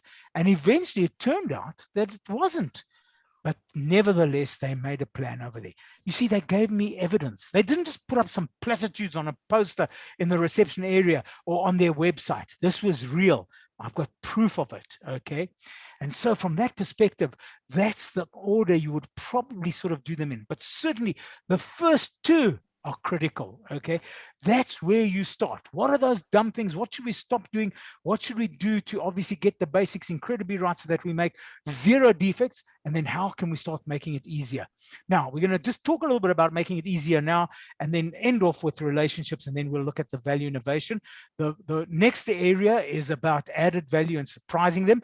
And I've already told you about the little lollipop on the back of the, on the top of the box, and the little message, are you checking out my bottom on the bottom of the box? Okay. So there's going to be a lot of examples next week when we do this, in terms of this, where you create that reaction in customers. Oh, that was just so nice of you. Okay. So constantly find innovative and creative and different and new ways to give unbelievable personal and memorable experiences. So that's next week, okay? And that will then take you to the blue ocean of uncharted, unexpected territory, okay? Use value innovation and all these others to create a new market space and to make your competitors irrelevant. Okay, so that's the model that we're going to be working on. So, as we said, in some ways, customers are better. Okay, for decades, we've been talking about living a day in the life of your customers, but sometimes they are worse. Okay, and living a day in the life of your customers, using your empathy to really understand it. I love that program, Undercover Boss, on TV. I think every executive in every business needs to go out there and spend time with their customers, acting like the customers, even in disguise over there. But, you must never make assumptions, okay, over there. And of course, from that perspective, we need to be able to be very empathetic to understand what it's really like for them.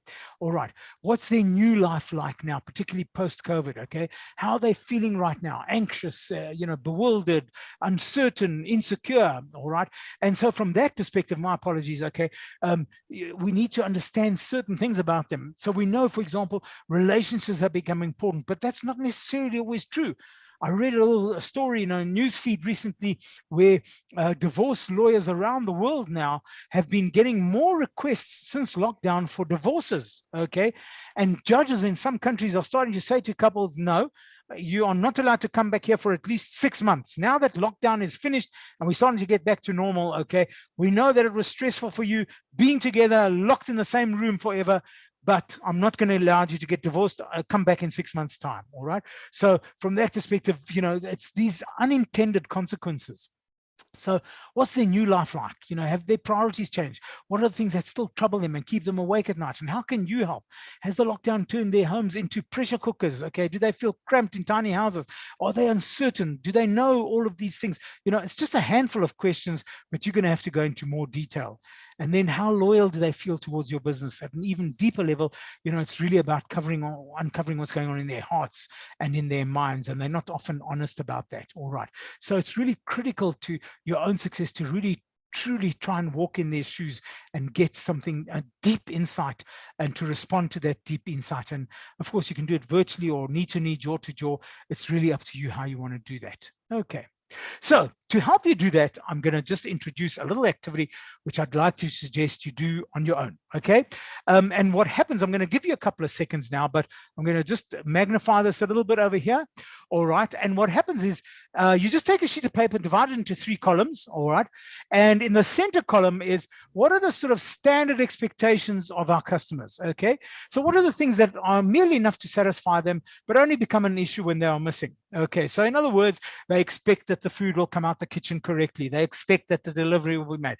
They expect that pair of shoes will at least work for a few more wearings. They expect that there'll be no mistakes on the invoice. Those are the basic expectations.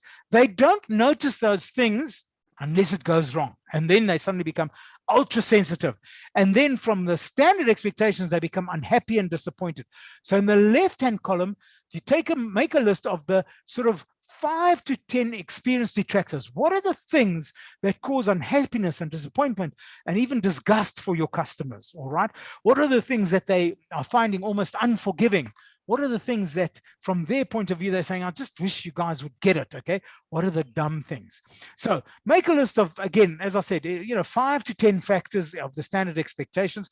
What are the unsaid things? And then make a list of the things that cause frustration for your customers. And by the way, for many of you, you might look at it in terms of your industry.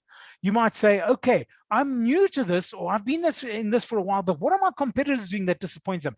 And how can I offer my customers something that is so different from their experiences before? What is it that we can do? So maybe your offer is more healthy. It's a better deal. It makes them feel better about themselves. It offers a money back guarantee. We're going to look at all of these things in more detail in a later session. And then when you've exhausted your list for your first 2 columns, then you go to the experience enhancers. So what are the things that currently surprise and delight and thrill and excite our customers right now? What are the things that you've just got to keep doing because you know that you get a brilliant response from them? So doing the lollipop thing, fantastic. Doing the jokes thing, fantastic. And I must tell you that eventually they get used to that, and then you're going to have to change it. I mean, I'm going to be very grateful for another lollipop with my next order and another one after that. But there'll come a time when I'll say, okay, the lollipop thing's been overdone. But then what will replace that? Okay. So don't only think about now, but also think about the future. What are the things that you can do to enhance the experiences using the examples I've covered so far, and anything else, okay, that in the future will have a very positive effect on your customers? Okay, so from that perspective, just a sheet of paper, just take a few minutes, haul it out again in about a week's time. You'll find that as you sleep on it, some good stuff happens. So while it's still fresh in your mind, I'd just like to just give you literally just 1 minute just to reflect on this, literally just a minute, okay? And then what will happen is that we can then move on and just share with you some other ideas. So literally for a minute, just think about what you would list in those 3 columns and maybe even start doing so.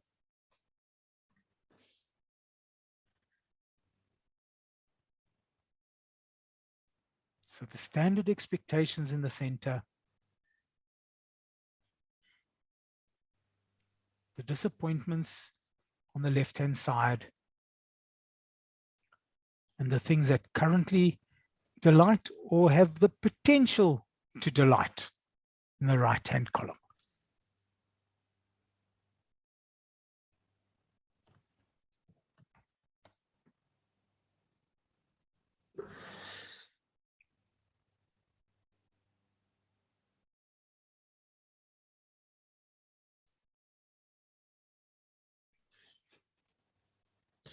Okay, just last 10 seconds.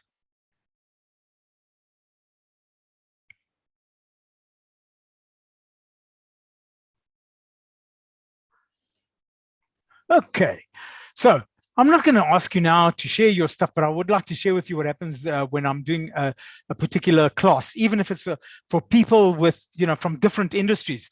When we start comparing the feedback, what we find is that the same themes keep coming through again and again, all right? When we look at the standard expectations, even from a number of industries, we find that the same themes come through and through. And when you get your handout, and by the way, I will make it available to Tracy just a few minutes after our presentation's over, I'm going to include a list of questions that you can ask yourself. So what is it in terms of reliability and responsiveness and speed and empathy and courtesy and all of those kinds of things that can actually happen over there? And it's the same in just about all industries. Okay, the things that disappoint customers, the things that delight customers, inevitably comes down to simple little things over there. All right, so we just you'll find that your thoughts are exactly the same. But when you look at this again in future, in a week's time, in 2 weeks' time, in a month's time, and maybe even in 6 months' time, when you start doing it together with the team of people that you work with, or maybe with a group of your customers, you'll find that that's where the true value comes in, because the details are where it happens. Okay, so folks, this is about getting the basics right, but we've now started also looking ahead to the things that, the low-hanging fruit of disappointing things that you can stop sometimes with just one decision.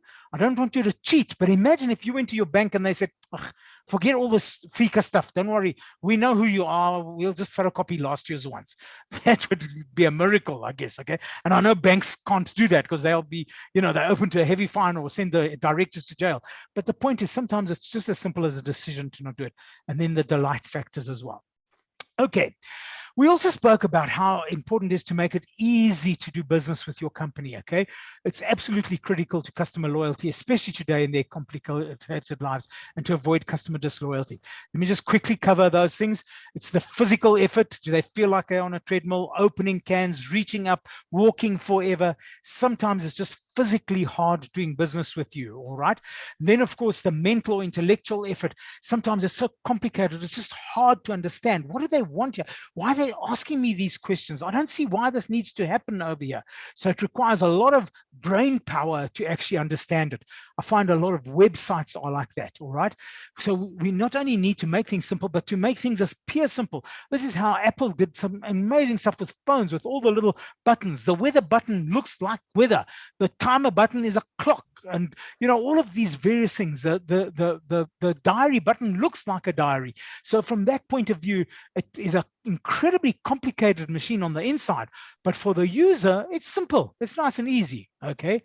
And anytime you see customer frustration, you know that there's a lot of emotional effort involved. A lot of this comes from a sense of powerlessness, but I don't want to share this information with you. But why are you treating me like this? Why are you using your power? Why are you rejecting me? So a lot of this comes from a sense of powerlessness. So the emotional effort usually is linked to that. It's usually linked to a sense of loss, that customers feel that they are losing something, losing money, losing time, losing effort, losing status. All of those things lead to emotional effort and emotional distress for them, uncertainty, okay? It's so simple to just offer a money back guarantee. Don't worry. If you use it and in 30 days you decide you don't want it, we'll take it back. We'll give you your money back. No questions asked.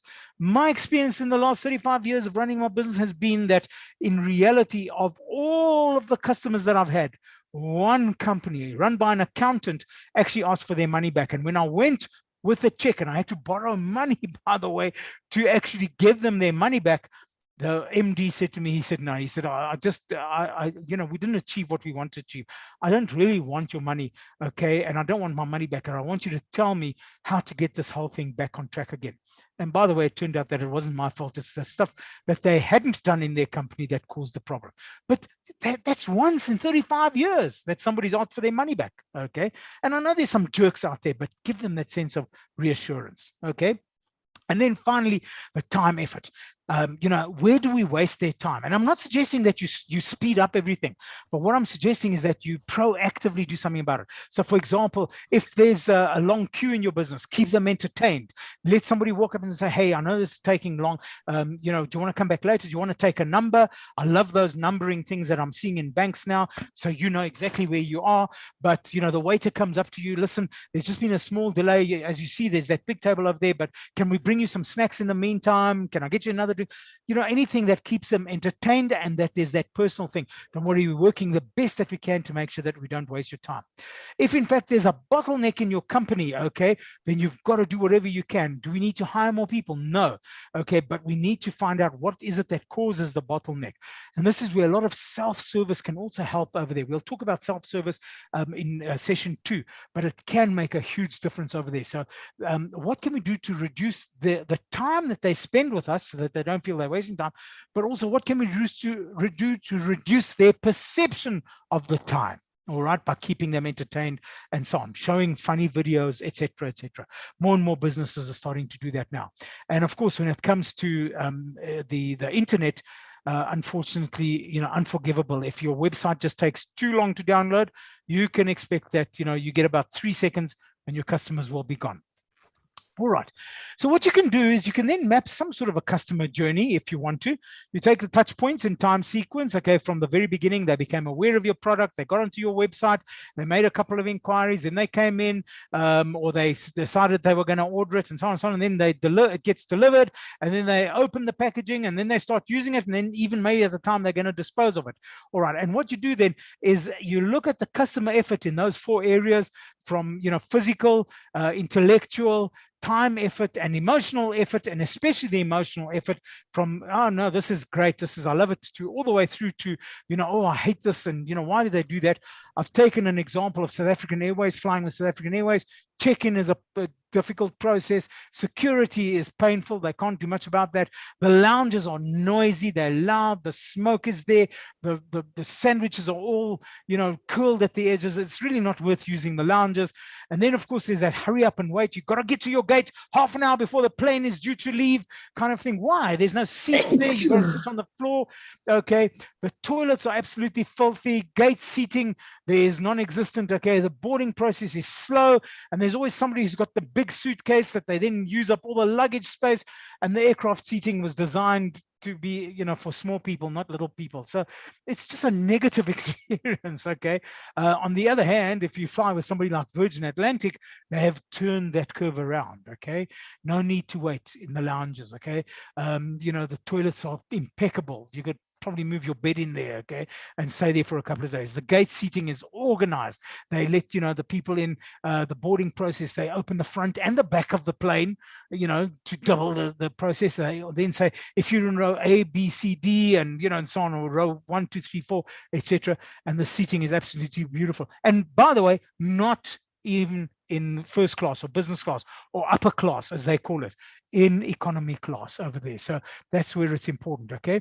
So I think Seema, I noticed, good point you raised on disposing of it. You know, customers, companies need to be more, yeah, absolutely. It goes right to the very last part of the process, okay? We've collected, for example, tons of batteries, you know, normal batteries, but we've also got all the computer batteries that have blown up and the photocopier batteries and all those things, and somebody at Macro recycles those, and they take out the gold, but they recycle. The last part of the process is also important. There was a wonderful case study which, have I got the time to tell you? Yes, of a furniture company that made bespoke furniture in the United States of America. I think I'm just going to use the term beach house. That's not their real name. They're a client of ours, and I don't want to share the story because I don't have their permission. But what happens is they actually make bespoke furniture. So you order the fabric and the look and feel off the internet, okay? And they found that a lot of customers at the last point, they said, oh, I love this, and they design it and they spend the time, and then at the last minute they actually don't place the order. Just at the point of checkout, they don't place the order.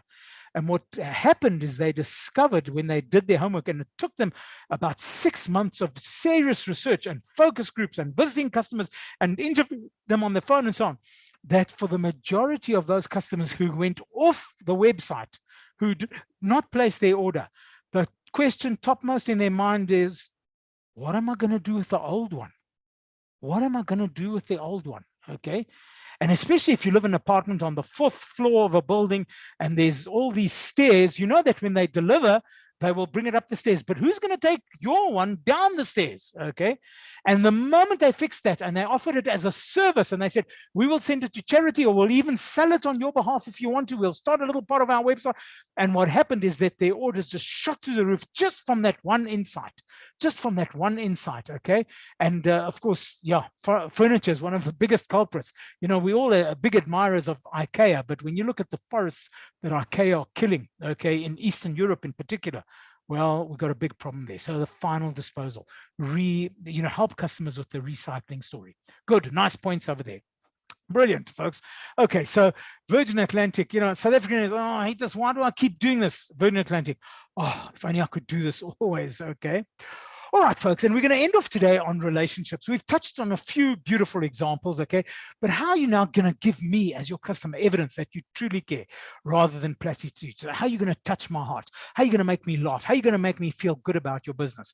And so it's really the strongest link in the chain, or sadly, the weakest link in the chain, is the human being. Okay, that's really what it's at. That lowest paid employee in the company, the security guard or the receptionist or the call center agent, those are the ones who we have to really take care of and motivate and pay a little bit better perhaps, but also make sure that they feel that they are an important part of the business, perhaps the most important part of the business. How many relationships have been destroyed, for example, at Macro by security guards who are not even employed by Macro at the end of the process, whose job it is to actually, check that you're not stealing from Macro. And I've said to Macro so many times, just give them some training in delighting customers. Just make them a little bit more friendly. Don't make them be such big deals. Oh no, but that defeats the purpose of it. If they're too friendly with customers, then customers will take chances. Well, maybe that's true, but what if you put a bowl of lollipops there and, they said, oh, I'm terribly sorry, I just have to do this. Why don't you have a lollipop? Or why don't you, there's ways around it, okay? But we've got to make sure that the right stuff happens. So we've got to remember, and this is perhaps one of the most important things, people buy emotionally and then justify with logic. Mentioned by Vice President of IBM, Buck Rogers. People buy emotionally, and they sometimes seem irrational. Many of you will remember the group Van Halen. They're still together. They had that song Jump. It started off, da, da, da, da, da, da, da. I know I can't sing too well, but you know which song it is, okay? And the song, might as well jump, da, da, da. So Eddie Van Halen always wrote into their contract, okay, that the organizers of the concerts that they were doing at a stadium or in a big hall or wherever it is, that they must arrange in the dressing room of the band a bowl of M&Ms, a big bowl of Smarties, but they make sure that all the brown ones are taken out first, okay? So when I first heard the story, I thought this is celebrity madness gone wild. This is Kardashian and crazy empty celebrities. But no, okay, even in jest, nobody would make such a bizarre demand. But in the case of Eddie Van Halen, it was important, okay? So they said, we want all the brown ones taken out over there. They weren't prima donnas, but what had happened is that during a previous tour, okay, they had laid out in the contract how they want all of the electricity and the equipment to be laid out. And somebody in the organizing committee had not done their job properly. And what happened is that the lead guitarist was electrocuted. Fortunately, he did die, but he didn't die, but the concert needed to be canceled, okay? And of course, they realized that this was just inadequate. The safety measure and the preparation was just not done. So what happened is now they specify those electric details in their contract, and the bowl of M&Ms is a test. If they get to a venue and they see that this little detail that was in the contract about taking the brown M&Ms out has not been taken care of, then they call the organizers and they say, right, okay, we want to check out the electronics first before anything else. We're not starting until we make sure that the venue is completely correct. So what seems to be an irrational symbolic act, in fact, turns out to have a very rational thing behind it. And customers are like that. We've got to remember that, from caveman days, 50,000 years ago, or whatever your religious beliefs are, okay, whenever we became who we are from those primitive human beings, okay, we always look out for those dangers. And we've got to be able to understand that. But the positive ones. Okay, it's about, you know, the little violets that say thank you and happy anniversary in your new home. It's about recognizing and getting in touch and catching up with your customers, phoning them on their birthdays, you know, little personal things. Okay, go out of their way. You know, there was one of my suppliers, not a customer, a supplier, who phoned me. Okay, sorry, my apologies, I got that wrong. Not one of my suppliers, but one of my customers, a company called AdvanceNet, run by a chap by the name of Phil, in Rivonia, in Sunning Hill area.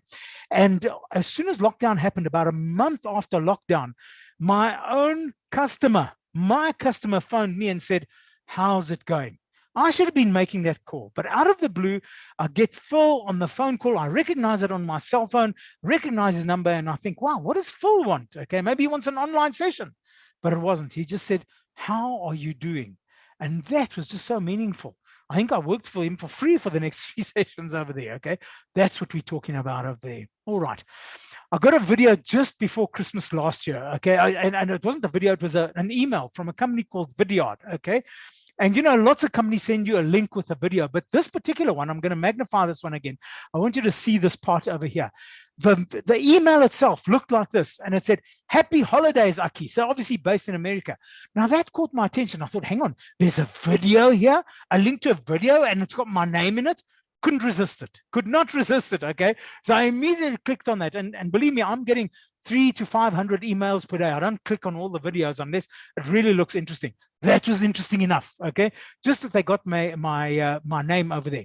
And it turns out that this company has got the technology that if you want to do a customized video for your customers, okay, they have built in their technology, in their software, the ability to do this. Okay, so you record one video, but the little bits and pieces make it appear that it's actually personal for Aki. And if you really want to, you can even do a voiceover using their name. All right, so it's just a little touch, but it makes an important difference. And I think it costs about $30 a month or whatever it is. Okay, so that's just the personalization. So that's the theme of this, personalize it. That's a theme that's going to come through again and again next week, again in particular. All right. So they expect businesses to continue treating them as valued customers and do a better job of communicating all of the changes and normal service levels. Okay, constantly and meaningfully communicate, give feedback to customers, share where you're at, share where they are at, ask them how they are doing, let them know what they can expect. I know that when I do business with Amazon, for example, I know immediately within seconds, okay, what's happening over there. And not only is it on the website where it says, thank you, Aki, would you like to continue shopping? Your book is on its way, or whatever it is that I've ordered. But then if I now just leave their website and go into my emails, already the invoice is there, already they're thanking me again. So there's constant communication and knowing exactly what will happen. If it's a book that hasn't been launched yet, but there's a special launch price, right on the 1st of March, the book is actually being published. You've prepaid for it. We're only going to take the money out on the 1st of March, but we will send you a message saying it's downloadable now. I open my iPad and immediately, okay, on the 1st of March, there is my brand new book. And they say, right, here's the invoice as well. So they just get it, and they do it by making things simple, but also communicating. Okay. I've also got an example from the AA. Now, the AA must have taken a lot of calls from people at lockdown, and before that, of people whose batteries had run flat. And so what happens is I get the AA magazine once a month electronically, and every time, it's time to pay my annual AA fees, I actually obviously get a notification of that. But this time around, I got a little SMS, and the little SMS said, hey, don't forget to charge your battery.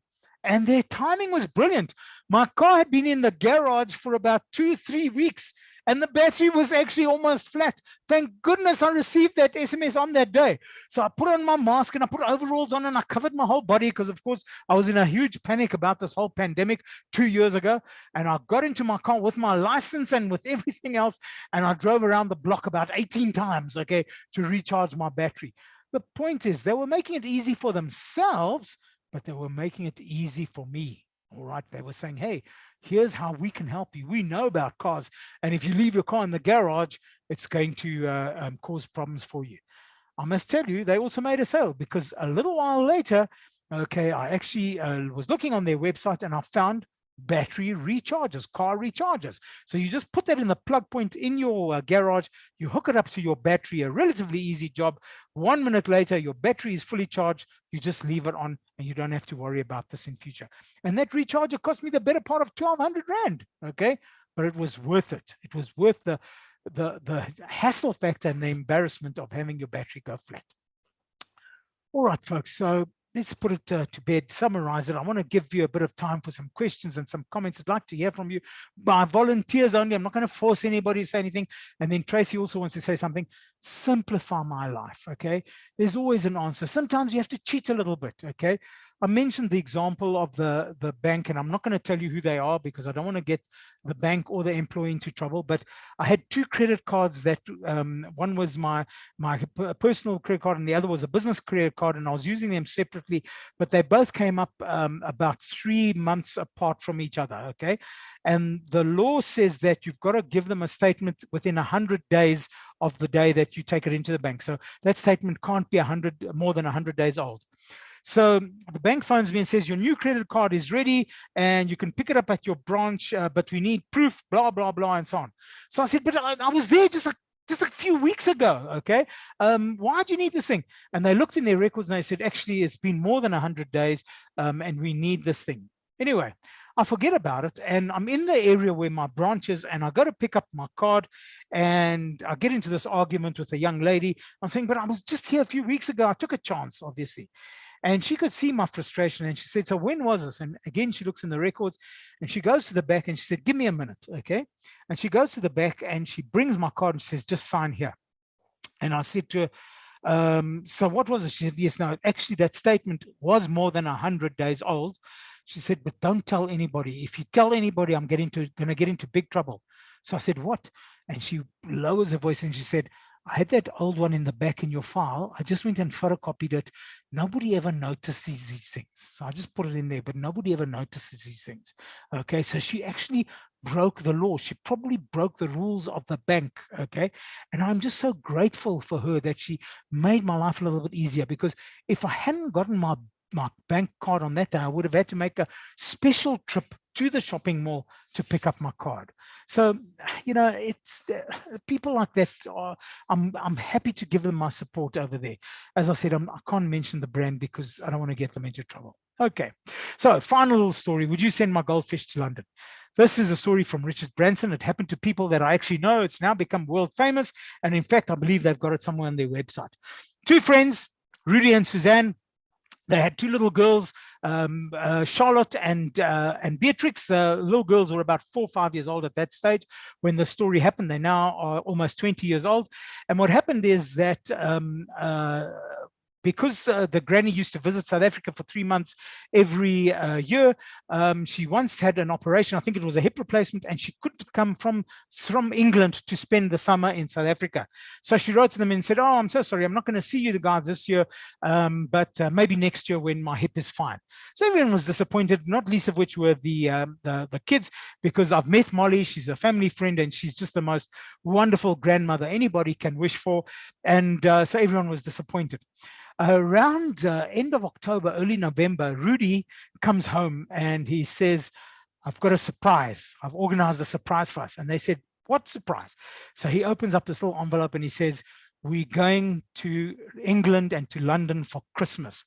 His wife was delighted. It was her mom. And she said, oh, you're the best husband in the world. Kiss, kiss, hug, hug, a week of heaven. Okay, the girls were jumping up and down with excitement. It was the first time they were going to see Granny at house. It was the first time they were getting on an airplane. They just could not contain their excitement about how incredible this whole thing was going to be. And they were just incredibly, I mean, they just, you couldn't believe how wonderful this was. And they were telling everybody, all their friends, all their families, everyone at school. Anyway, a few weeks later, it was Beatrix's birthday. And what happened is somebody thought it would be a good idea to give her a goldfish for the birthday. And until the day that they actually were leaving, nobody thought about the welfare of this goldfish. They took the dogs to the kennel, but there's no kennels for goldfish. And they literally are packed and waiting for the shuttle to take them to the airport. And somebody, and by the way, I forgot to tell you that in the meantime, Beatrix was saying to her mom in the weeks leading up to this, and I'm taking Freddie the goldfish to London, and he's going to be visiting with Granny. And the mom kind of just dismissed this. Fish aren't allowed on planes. Okay, just forget about it. Okay, and little Beatrix saying, no, but I'm going to take it to Granny, and they'll make a special occasion. Okay, so, exception for this because Freddie's a very special goldfish. Yeah, whatever.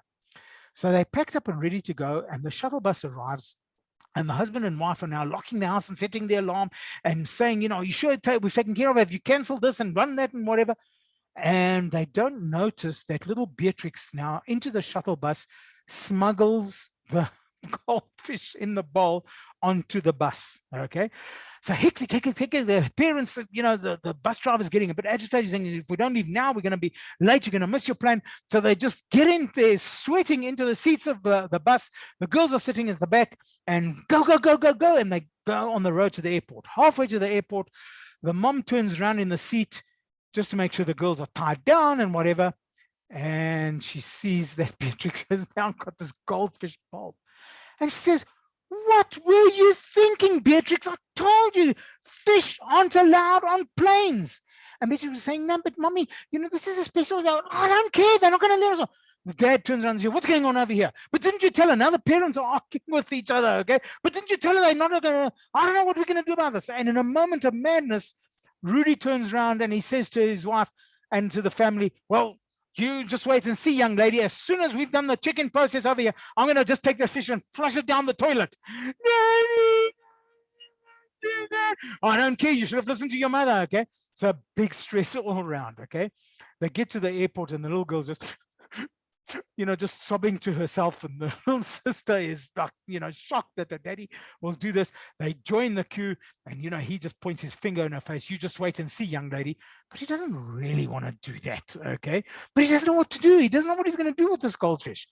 They get to the front and they hand over the tickets, and before he can say anything, okay, the young lady behind the counter, I've actually met her. Her name is Kathy Geyer. She's retired recently, okay? But she was the ground staff at Virgin Atlantic at OR Tambo. And she notices this thing. And then she looks around the family and she can see why they're so stressed, because she's empathetic and she's kind. And she goes around from behind the counter and she goes down on her knees in front of the little girl and she says, hey, what's your name, sweetie? Are you Beatrix, or are you Charlotte? And the little girl goes, Beatrix. And she said, and will the fish be traveling with you? And the little girl looks at her dad and she looks at this nice young lady and she's just sobbing, okay, because she doesn't know what's going to happen. And of course, fish aren't allowed on planes. And so Kathy says, I can't do this. I just couldn't do this. So what she does is she looks the little girl in the eye and she says, little Beatrix, I must tell you, okay, guess what? Okay, we're going to make a plan. When you get to London on the other side, your fish will be waiting for you. And I said, what happened next? She handed over the fish, and I don't know exactly what happened, but I'm picturing the scene of she goes out, says to someone at the counter as soon as the family have passed through, listen, take over here. She probably goes up to the office, phones London, says to them, I don't know where, I don't know how, I don't know what you're going to do, but tomorrow morning at 6 o'clock in the morning, there's going to be a little girl who's going to be waiting for you in the counter in the belt, and she's going to want a goldfish. Go get one. And they did it. They had 12 hours to do it in London, but they did it.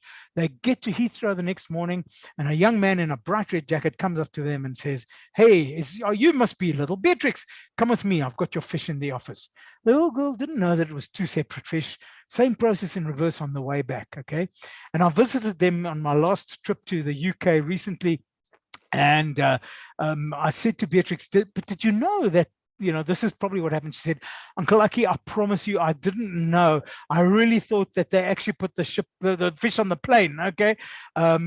She says, of course, now I know that it was impossible. But just, an amazing, incredible story over there. So do you know who I am? Do you care who I am? I might be one of millions to you, but for me, I'm special. It's no matter what culture you look at, there's always the same golden rule of life. In Buddhism, hurt not others in ways that you find yourself harmful. In Christianity, do unto others as you'd have them do unto you. Islam, okay, no one of you is a believer until he desires for his brother that which he desires from himself. In Judaism, what is hateful to you, do not to your fellow man. That is the entire law. All the rest is commentary. Wherever we look in society, helping other people, being there for them is what it's all about. I'm going to do this next example next week and we'll come back to it. But I think we've got to remember that bringing happiness to other people, we somehow find ours. We sleep better at night when we've been able to reach out. So I thank you. I'm going to hand over to Tracy now. I'm going to unstop my screen and put my camera on over here. I thank you for your attention. Next week, we're going to just look at a lot more examples. We've covered the basics and look forward to seeing all of you. And if you want any of your colleagues to come along, remember there's no hard sell on these sessions. I'm not going to sell you anything. Just want to share all the stories with you. Thanks, Amal. Okay, there are not many people that we can spend 2 hours with and be so inspired and get such value from. I particularly love your stories that you include. It just gives a real life presence to everything that you share. And I loved what you said about relationships versus relationships, and especially in light of the fact that if something doesn't feel good in a relationship, it needs to shift. So your customers, build that relationship, keep on going, and provide them with loyalty, which, as you've covered today, is completely free. And you can do the little bit extra at no cost to your company. Yeah, there'll be lots of examples of cheap and free things next week. Lovely, lovely. And I also loved become distinct or extinct, which is if you don't do something different, people are going to forget about who you are. So to everyone that has joined us this morning, I'm going to, at the end of this trilogy, I'm going to put up a feedback survey so that we can hear what your overall feedback was with regards to this 3-part, as well as understand the type and the content of training you would like AutoJet to bring you. And I thank you. We will see you next week. Aki, thank you so much for your valuable time. Before we close off today, I'm going to ask Tamia if she would like to put up the donation poll for us, please. As you know, AutoJet is a non-profit organization, and we do rely on our webinar training. We do rely on our live event donations. And if you were able to make a donation to us this morning, thank you so much. I hope you all enjoy the rest of your afternoon, and we will see you live online with Aki next Wednesday morning. Thank you so much. Thanks, Tracy and Tamia as well. Bye-bye, Aki. Bye.